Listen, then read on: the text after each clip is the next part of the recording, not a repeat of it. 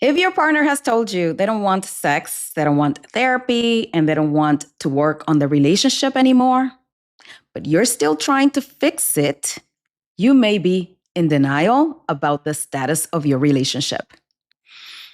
I hear this in my practice more often than people realize. One partner says very clearly, I'm done. I don't want sex. I don't want therapy. I don't want to work on this. I don't want to fix it. I don't want to change anything.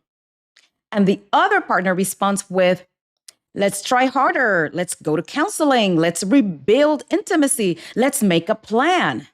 They keep negotiating with someone who has already emotionally left the relationship. And here's the painful truth. You cannot repair a relationship alone. You can want it, you can fight for it, you can sacrifice for it. But relationships require two participants. This is not about weakness. It is about fear. Fear of losing the life you built. Fear of losing the family. Fear of financial instability. Fear of starting over.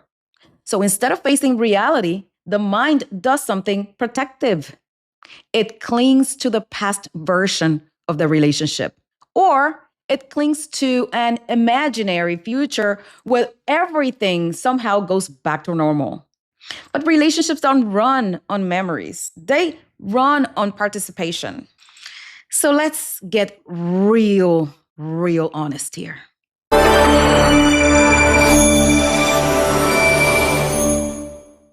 Hi, I am Dr. Tangie, the sex doctor, board certified clinical sexologist, and on a mission to destigmatize sex and elevate sexual health conversations like they deserve.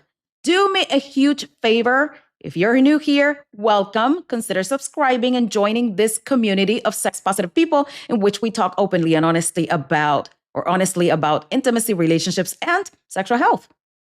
Today, we're talking about something extremely painful, but incredibly important: relationship denial. When someone tells you they're done, most relationships don't end suddenly. They end gradually, emotionally first, then psychologically, then sometimes sexually. By the time somebody says, I'm done, the relationship may have been deteriorating for a long time.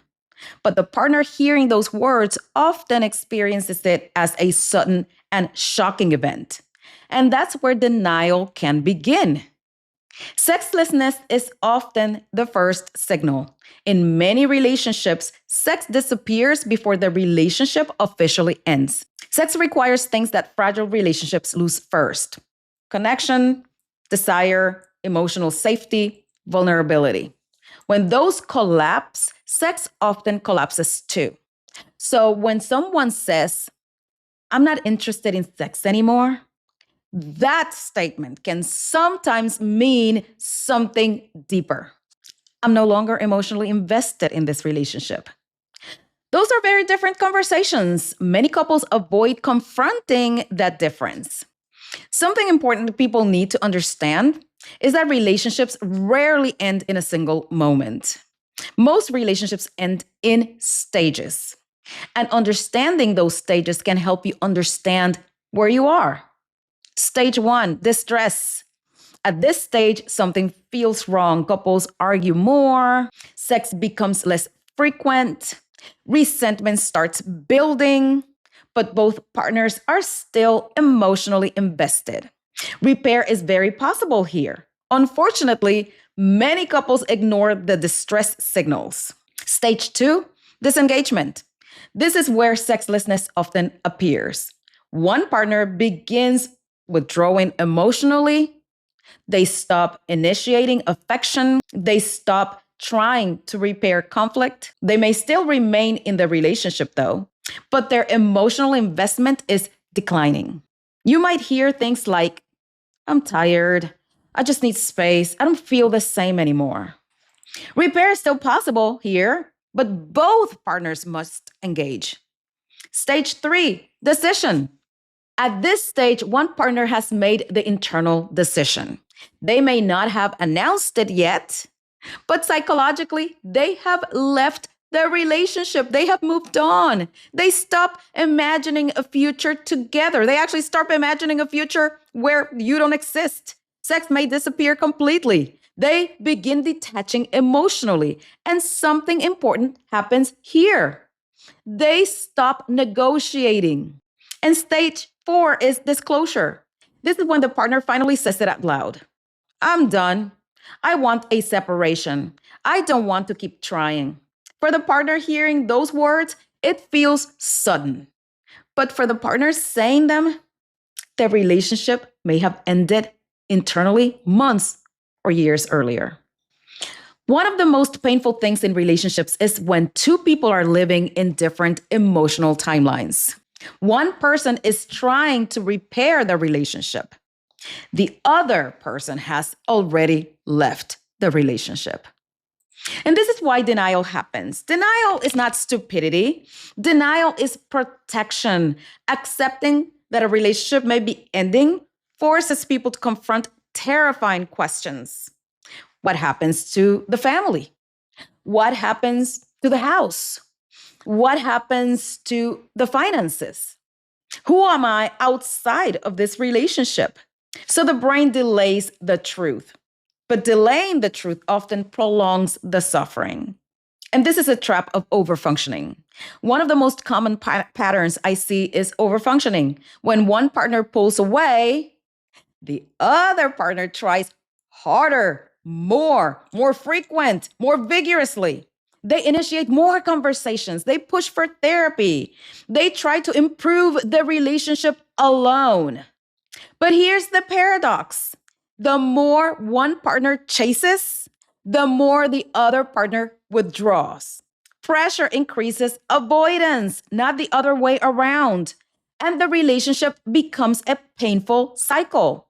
Pursuit, withdrawal, pursuit, withdrawal. Until both partners are just exhausted. This is when you want to stay, but your partner wants to leave.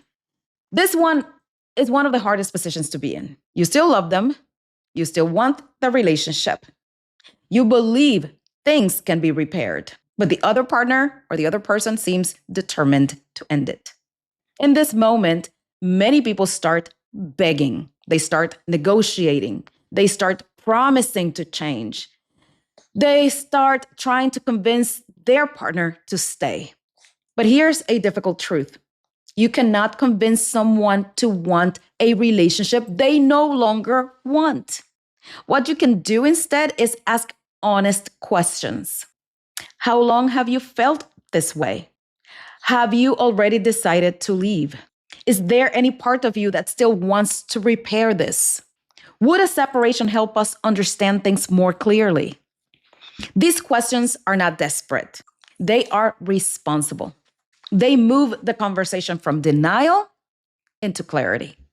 And here's the thing, fighting reality can cost you years. Some of the most painful cases I see are not relationships that ended. They are relationships that stayed in limbo for years.